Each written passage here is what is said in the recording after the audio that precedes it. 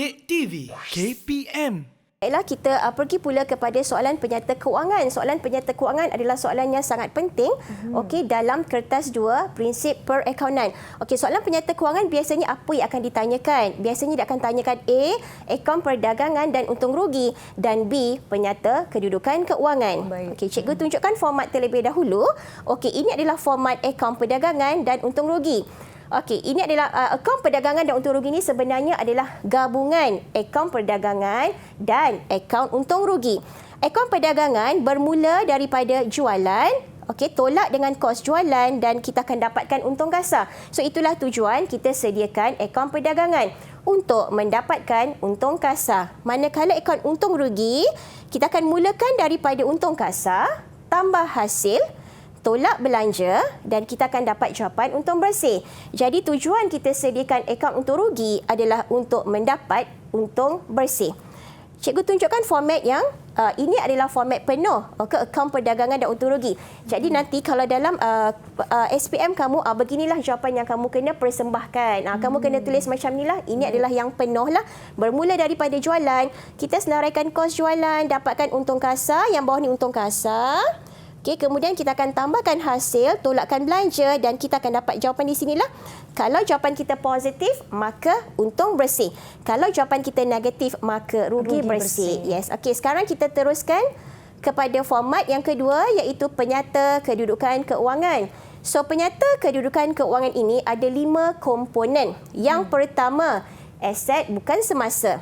Yang kedua, aset semasa. Kemudian ada liability semasa. Ada equity pemilik di situ dan akhirnya liability bukan semasa. So bila dapat soalan nanti kena kenal pasti yang manakah akan dimasukkan ke dalam komponen-komponen yang berkenaan. Okey, sekarang kita tengok format penuh. Beginilah jawapan kamu nanti kalau dalam peperiksaan. Okey, kamu senaraikan yang manakah adalah aset bukan semasa, yang manakah adalah aset semasa, liability semasa, equity pemilik dan juga liability bukan semasa.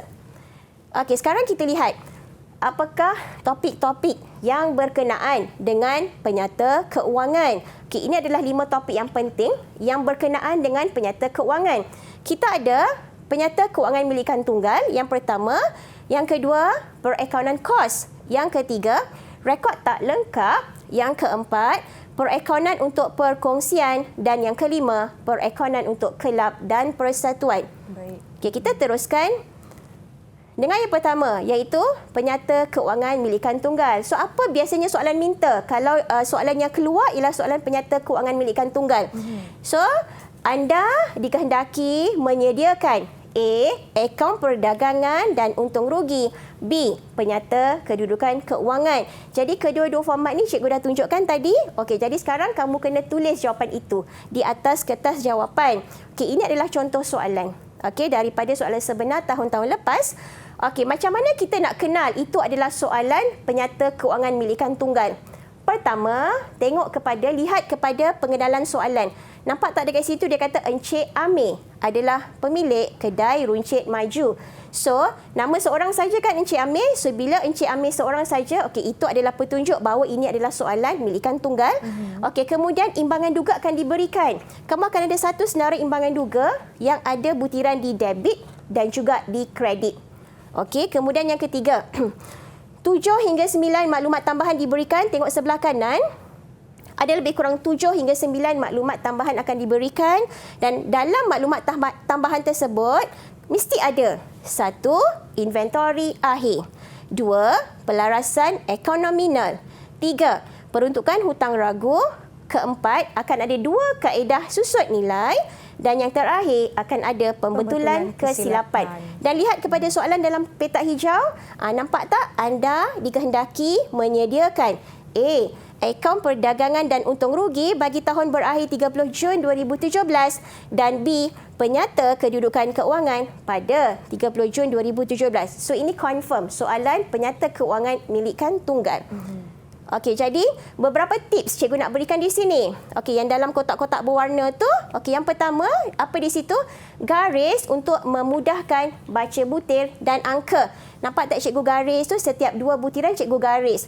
Okey, kadang-kadang calon butir lain, angka lain. Kan dia nak cepat, jadi dia terbaca, dia tak nampak butir tu angka dia yang mana satu. Jadi lebih baik garis supaya tak silap ambil angka. Yang kedua, baca setiap butiran dan kemudian labelkan atau warnakan untuk bezakan butiran. betul. Sekarang ni ni terpulang. Ada murid dia akan tulis kat tepi tu. Yang mana akaun perdagangan, yang mana akaun terugi, yang mana PKK. Okey, tapi ada murid dia akan highlight. Terpulang. Ikut kreativiti lah, ikut mana-mana yang biasa dibuat. Okey, kenapa kita nak label? Supaya nanti bila kita nak jawab soalan, cepatlah sikit. Kita dah tahu dah yang mana nak masuk akaun perdagangan, yang mana nak masuk akaun terugi, yang mana nak masuk penyata kedudukan keuangan. Okey, kemudian butiran debit dan kredit.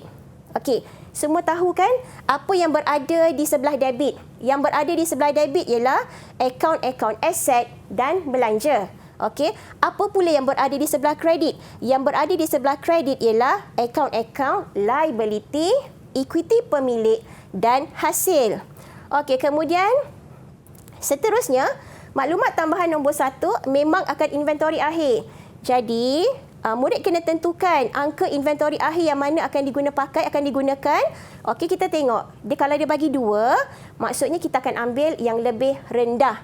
Kemudian maklumat tambahan di sini, okey, kita kena kenal pasti apakah 2 akaun yang terlibat. Okey. Murid kena buat pengiraan dan kemudian buat catatan dan kemudian barulah boleh jawab soalan A dan B mengikut format yang telah mereka pelajari. Okey. Okey, sekarang kita beralih kepada soalan penyata kewangan yang kedua, iaitu akaun pengeluaran. So, murid-murid tahu kan, akaun pengeluaran ni adalah sebenarnya apa? Kita adalah pengilang ataupun pengeluar. Okey, kalau soalan akaun pengeluaran, apa soalan minta? Okey, nampak tak dekat skrin? Anda dikehendaki menyediakan A, akaun pengeluaran, B, akaun perdagangan. So Nisa, akaun perdagangan tadi kita dah tengok kan? Kita dah tahu dah bagaimana format dia. Perlu tulis bermula daripada jualan sampailah dapat untung kasar. Betul ya? Okay, sekarang kita nak tengok macam mana nak sediakan akaun pengeluaran. Ini format akaun pengeluaran. Okey, ada 2 format murid-murid. Ada 2 format. Okay, ini format yang pertama. Format yang pertama ni, okey, apabila dalam soalan hanya sepasang kerja dalam proses diberikan ataupun dinyatakan. Okey, sepasang tu maksudnya ada satu kerja dalam proses awal, ada satu lagi kerja dalam proses akhir. Ada sepasang. Okey, kalau ada sepasang saja, maka inilah formatnya. Kita mulakan dengan kos bahan langsung. Okay, kita senaraikan semua yang berkaitan dengan bahan langsung. Kemudian kos buruh langsung. Kemudian belanja langsung dan kos overhead. Bawah sekali, barulah kita tuliskan tambah kerja dalam proses awal, tolak kerja dalam proses akhir dan kita akan letakkan di kolom belakang. Okey, bila dia sepasang saja, okay, dia akan berada di belakang, di kolom yang belakang, kolom yang kedua. Okey, okey di situ dan akhirnya kita akan dapatkan jawapan kos pengeluaran yang ni. Kita nak jawapan akhir itulah kos pengeluaran. Okey, itu format yang pertama. Format yang kedua. Ini lebih panjang sedikit. Apabila dalam soalan dinyatakan 3 pasang kerja dalam proses. 3 pasang KDP. Apa dia 3 pasang tu? Dia akan berikan dalam soalan kerja dalam proses awal dan akhir kos bahan langsung yang berwarna kuning. So kita akan letakkan di sini dan di sini. Di bawah inventory. Okey. Untuk kos buruh langsung pun ada kerja dalam proses awal dan kerja dalam proses akhir diberikan. Jadi kita kena tuliskan di sini. Dan yang terakhir, kerja dalam proses awal dan akhir untuk kos overhead. Okey, yang ini kita tak boleh letak kolom belakang. Kita kena letak dia di depan. Nampak beza kan dengan yang tadi? Ya. Okey. Jadi bila kita dah rekodkan semua, barulah kita boleh kira berapakah kos pengeluaran.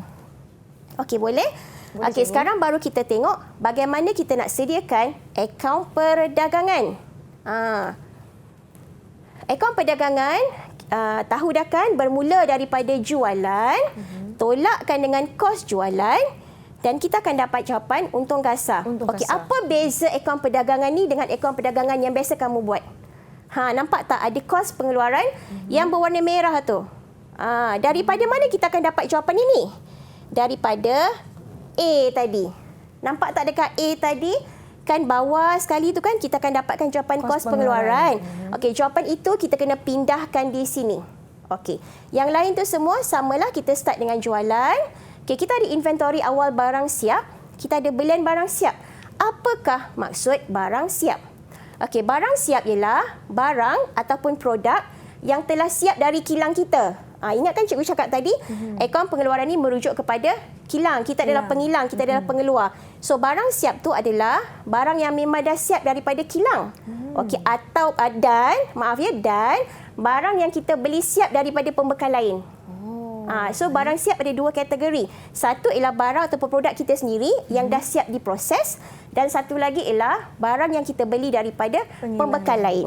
Okey, jadi inventory awal barang siap tu dia akan gabungan kedua-duanya lah. Okey, tapi kalau dalam soalan belian barang siap tidak dinyatakan, maksudnya kita tak beli pun barang siap daripada pembekal lain. Jadi macam mana nak kira kos jualan? Macam mana kita nak kira kos jualan ni? Kita just ambil inventory awal barang siap, kita tambahkan dengan kos pengeluaran. So, ini saja yang kita perlu buat. Tambahkan dengan kos pengeluaran, tolakkan dengan inventory akhir, dan kita akan dapatkan jawapan kos jualan, dan terus cari jawapan untuk untung kasar. Okey, boleh? Boleh, cikgu. Okey, kita pergi Nisa kepada yang ketiga. Soalan yang berkaitan lagi dengan penyata keuangan, iaitu rekod tak lengkap, kaedah perbandingan. Okey, dalam soalan ini apa yang diminta? Okey, pertama, dia minta murid menyediakan penyata mengira modal. Kedua, B, penyata mengira untung rugi, dan C, penyata kedudukan keuangan. So, penyata kedudukan keuangan sama saja. Sama macam yang kamu dah belajar sebelum ni. So, cikgu takkan tunjuklah yang C. Cikgu akan fokus kepada A dan B sahaja. Okey, apakah format untuk penyata mengira modal? Mari tengok. Okey, kita ada dua ya. Kita ada format untuk penyata mengira modal awal dan juga penyata mengira modal akhir. Format dia sama. Sama saja, cuma kita kena tukar tarikh lah. Kalau penyata mengira modal awal ataupun penyata mengira modal pada 1 Januari 2021. So, apa yang kita nak cari sebenarnya? Kita nak cari modal awal. Kita nak cari modal awal ni. Okey, caranya ialah kita senaraikan semua aset awal, kita senaraikan semua liability awal. So, kita jumlahkan berapakah jumlah aset awal, berapakah jumlah liability awal. So, kita akan tolak. Kita akan tolakkan dia ya. Kita akan tolak. So, kita akan dapat jawapan modal awal. Boleh? Boleh, cikgu. Okey, Nisa. Okay, kita pergi pula kepada penyata mengira modal akhir. Sama je caranya. Cuma kali ini kita tukarkan tarikh 31 Disember. Okey. Kemudian kita akan dapat jawapan modal akhir lah ataupun modal pada 31 Disember. So, apa yang kita kena senaraikan? Sama, kita kena senaraikan aset, tapi kali ini aset akhir. Okey, aset akhir, dan liability juga liability akhir. Jadi kita akan jumlahkan, kita akan dapatkan jumlah aset akhir, kita akan tolakkan dengan jumlah liability akhir. So, kita akan dapatlah jawapan modal akhir. So, ini format untuk penyata mengira modal awal dan akhir. Baik. Boleh, Nisa? Boleh. Okey. Okey. InsyaAllah murid-murid pun mesti boleh punya. InsyaAllah boleh. Okey, dan seterusnya kita pergi kepada penyata mengira untung rugi. Okey, ini adalah format untuk penyata mengira untung rugi. Okey, kita mulakan dengan apa? Modal akhir. Mana nak dapat angka modal akhir? Daripada penyata mengira modal akhir tadi. Baik. Kita pindahkan jawapan ke sini. Kemudian kita tambahkan dengan ambilan. Ambil daripada maklumat tambahan yang akan diberikan dalam soalan. Kemudian kita tolakkan dengan modal tambahan yang diberikan dalam soalan. Okey, dan kemudian kita masukkan angka modal awal. Okey, modal awal dan akhirnya kita akan dapat jawapan. Kalau positif, untung bersih. Kalau negatif, rugi bersih. Rugi bersih. Didik TV KPM